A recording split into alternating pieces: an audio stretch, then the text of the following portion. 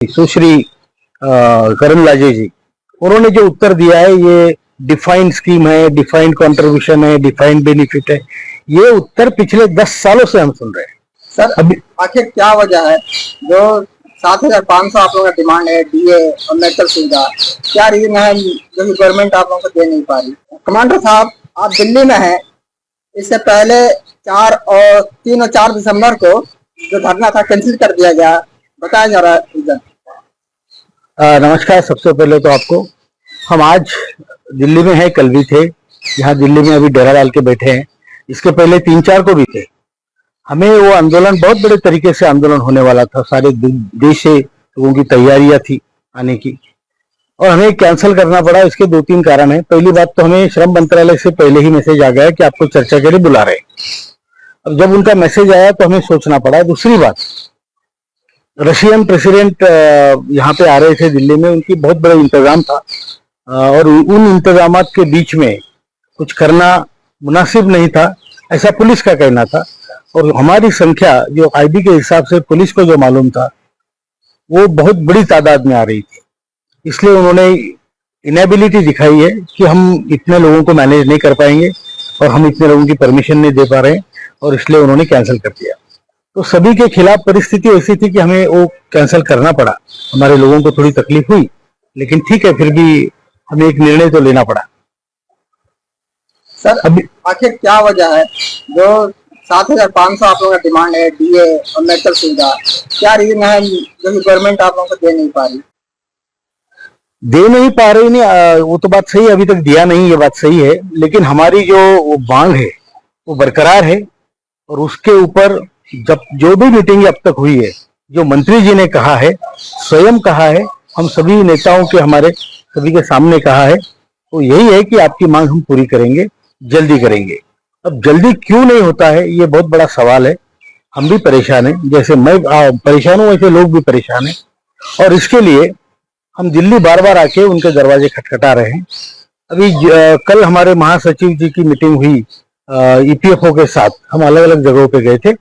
तो ईपीएफओ में 3 बड़े बड़े अधिकारी, जो तीनों एडिशनल ईपीएफओ है, उनके साथ उनकी मीटिंग हुई, और वहां पे ये क्लियर हुआ कि हमारा काम चल रहा है और वार फुटिंग पे चल रहा है। अभी वार फुटिंग, मिशन मोड, ये शब्द सुन के हम भी पगला गए हैं, लेकिन ये बात सही है कि काम हो रहा है, मंत्री जी स्वयं उसमें लगे हैं। अब इसमें काम क्या है, तो उन्होंने कहा कि आपके फंड का वैल्यूएशन होना है। मतलब जो फंड है वो कहाँ कितना गया है, कितना बाकी है, ये विविध और बहुत बड़ा फंड है।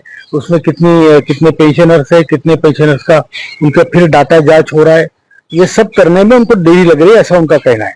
हमने उनको स्पष्टता कहा है, तो वैल्यूएशन वगैरह हमको मालूम नहीं, जो कुछ करना है दिसंबर से पहले करो, ये हमारा उनसे आग्रह है। अब एक बात मैं आपको स्पष्ट बता दूं, हम मांगने वाले हैं, हम देने वाले नहीं है। कई लोग मुझसे पूछते हैं भाई इतने दिनों से क्यों नहीं हो रहा है। मैं देने वाला नहीं, हम मांगने वाले हैं, और मांग हमारी बिल्कुल बरकरार है। और यहाँ तक कि हर क्षेत्र में ब्यूरोक्रेसी हो, चाहे पॉलिटिकल विंग हो, उसमें जहां जहां बड़े बड़े जो उनके नेतृत्व है, उनसे हम मिले हैं और उनसे आश्वासन मिले हैं। अभी तक काम हुआ नहीं, ये बात भी सही है, लेकिन काम हो रहा है, उतना हमें मालूम है। सर इस समय संसद सत्र भी चल रहा है, क्या कहना चाहेंगे? संसद सत्र में आपने देखा होगा कि बीजेपी के 7 सांसदों ने एक ही दिन सवाल पूछा है, कि दूसरे पक्षों के भी सांसदों ने पूछा है। सवाल बराबर पूछे जा रहे हैं, और उत्तर जो आ रहा है वो घिसा पिटा सा, जो हमारे मिनिस्टर ऑफ स्टेट है लेबर के, सुश्री करण लाजे जी, उन्होंने जो उत्तर दिया है, ये डिफाइंड स्कीम है, डिफाइंड कंट्रीब्यूशन है, डिफाइंड बेनिफिट है। ये उत्तर पिछले 10 सालों से हम सुन रहे हैं, और जबकि हमें रिटर्न आश्वासन मंत्री जी ने दिया है, ये बात भी सही है। तो एक तरफ से मंत्री जी ये कह रहे हैं और एक तरफ से राज्य मंत्री जी ऐसा कह रहे, जवाब दे रहे। इस पर हमने ईपीएफओ से चर्चा की, तो उस चर्चा में ईपीएफओ ने बोला कि अभी तक आपके स्कीम में कोई सुधार नहीं हुआ है, जिसके लिए प्रयत्नरत है। इसलिए आपको जब तक उस स्कीम में चेंज नहीं होता, या लेबर कोड के साथ, या जैसे भी इनको इंट्रोड्यूस कराना है स्कीम को, या री इंट्रोड्यूस कराना है, या उसको रीफॉर्मुलेट करना है, तो ये सारी चीजों में जब तक नहीं होती तब तक आपको उत्तर पुराना ही मिलेगा, बिकॉज वही लिखा लिखाया उत्तर है। फिर भी हमने इसका कंडमनेशन लेटर, उसकी निंदा करते हुए एक लेटर एमओएस को भेजा है। उसकी मालूमात हमने मंत्री जी को भी दी है और सुश्री करण लाल जी को हमने ये लेटर लिखा है। आज कल वो लेटर हम सब तरफ पहुंचा दिए हमने। और इस तरीके से जो संसद में चल रहा है वो एकदम फॉर्मेलिटी है, और जो नया इंट्रोड्यूस होगा उसमें कुछ इनोवेशन होगा तो उसको देरी है। सर, मंत्रालय में भी आपसे बातचीत हुई थी मंत्री जिसे मनसुख मांडविया से, क्या कुछ इस समय मैसेज करें उनका? मंत्रालय से इस बार हमारी बात नहीं हो पाई। अच्छा, वो आज गुजरात गए हैं, हम देखेंगे अगर कल वो आते हैं तो कल भी हम इंतजार करेंगे उनका। लेकिन ये बात है कि उनके कुछ अधिकारियों से मुलाकात हुई है, उन्होंने कहा है कि मंत्री जी यहाँ नहीं है, काम चल रहा है। सभी लोग मंत्रालय, चाहे लेबर मिनिस्ट्री हो चाहे ईपीएफओ हो, उनका दोनों का जवाब यही है कि आपके काम के ऊपर हम पूरी तरह से लगे हैं। अब वो कब तक होगा ये मैं नहीं बता सकता, लेकिन मैं अपेक्षा करता हूँ, आशा करता हूँ और आपके माध्यम से सरकार से हाथ जोड़ के विनती करता हूँ कि ये दिसंबर में होना चाहिए।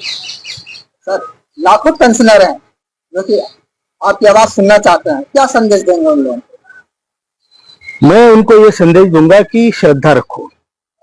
एनएसी आपकी संगठन है और एनएसी के ऊपर आप श्रद्धा रखो। यहाँ जितने निस्वार्थी लोग हैं वही टिके हैं, स्वार्थी लोग इसमें टिक नहीं सकते। और इसलिए आपकी सेवा में जो लगे हैं वो निस्वार्थ भाव से कर रहे हैं, इसलिए उन पर भरोसा रखो। आपको कई लोग बरगलाएंगे, ये क्या कर रहे हैं, इतने दिनों से बोल रहे हैं, इतने दिनों से कह रहे। मुझे पूछना है उन लोगों से कि 10 सालों पहले आपको इस मामले का पता भी नहीं था और 95 से स्कीम है, जबकि 15 तक मतलब 20 साल में आपको किसी तरीके से कुछ इसमें बेनिफिट है ये मालूम ही नहीं था। एनएसी ने पूरी जागरूक किया पूरा इंडिया, आपको बताया कि आपका अधिकार है। अब जब ये आपको मालूम हुआ, जब आप संग्रहित होना, इकट्ठा होना शुरू हुए, तो आप अचानक आपको आज ही चाहिए, ऐसा नहीं होता है। आपका आंदोलन है, आपकी जरूरतें हैं, आपको बहुत जरूरत है, ये सारी चीजें हमें मालूम है। लेकिन उसी प्रकार सरकार भी सिंसियर है, ऐसा भी कभी कभी लगता है। और इसीलिए थोड़ा श्रद्धा रखना, थोड़ी सबूरी रखना आपका काम है, हम सबका काम है। और कई लोग ऐसा बोलते हैं, अरे इन्होंने बोला, वो लेटर आया, वो लेटर जो मिनिस्ट्री ने जो हमें प्रॉमिस से लिखित आश्वासन दिया है, कभी आंदोलन में नहीं होता है, पहली बार हुआ है। मैं आपके मालूमात के लिए बोल दूं, आंदोलन में कभी लिखित आश्वासन पहले से नहीं मिलते इतने बड़े स्तर पे, लेकिन मिला है तो लोग उस पर भी शक करते हैं। नहीं कहाँ है वो? मुझे कल ईपीएफओ ने बताया कि कई लोगों ने उस पर आरटीआई डाली, क्या ये सच है? भैया, इतना डाउट करने की जरूरत नहीं है। हम लोग कोई आपके दुश्मन नहीं है, आपके लिए काम करने वाले लोग हैं। भरोसा रखो, वो लेटर सही है, चाहे तो हम एक बार और प्रकाशित करेंगे। मैं महासचिव जी को रिक्वेस्ट करता हूँ, आप प्रकाशित करिए, आरटीआई डाल के, क्या हमें पूछ लो।